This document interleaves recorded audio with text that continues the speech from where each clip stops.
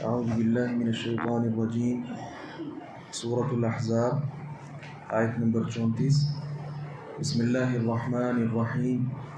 واذکرن ما یتلی فی بیوتکن، اور تمہارے گھروں میں جو تلاوت کی جاتی ہے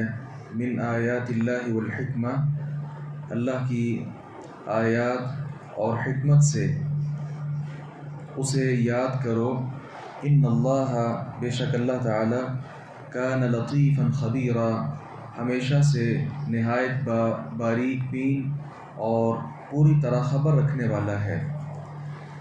گزشتہ آیات بینات میں ہم نے پڑھا تھا کہ اللہ رب العزت نے امہات المؤمنین کو حکم دیا کہ فلاں فلاں چیز سے وہ اجتناب کریں اور کچھ کام کرنے کا حکم دیا تھا۔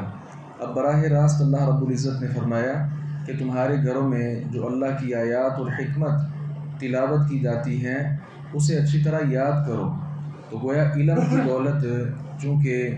بڑے بڑے اللہ تبارک و تعالیٰ کے احسانات اور فضل میں سے ایک عظیم فضل ہے کہ اللہ تعالیٰ کسی کو علم عطا کر دے،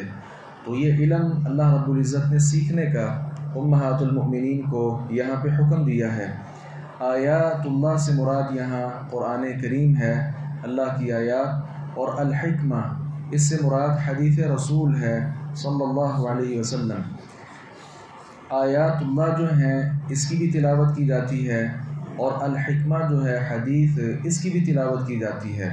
تو گویا جو لوگوں کے ہاں معروف ہے کہ وحی کی دو قسمیں ہوتی ہیں، ایک وحی مطلوب ہوتی ہے، ایک وحی غیر مطلوب، یہ تقسیم صحیح نہیں ہے، بلکہ قرآن کی بھی تلاوت کی جاتی ہے اور حدیث کی بھی تلاوت کی جاتی ہے۔ قرآن اور حدیث میں بنیادی فرق یہ ہے کہ قرآن کے کلمات اللہ رب العزت کے ذاتی ہیں،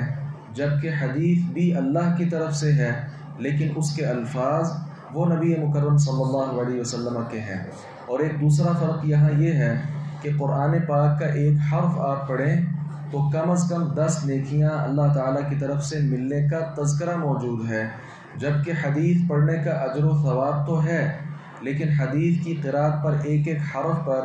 الگ الگ 10 نیکیوں کا تذکرہ نہیں ہے۔ اس کا یہ مطلب نہیں کہ حدیث پڑھیں تو اجر نہیں ملتا، بلکہ نبی مکرم صلی اللہ علیہ وسلم نے فرمایا نظر اللہ امرأ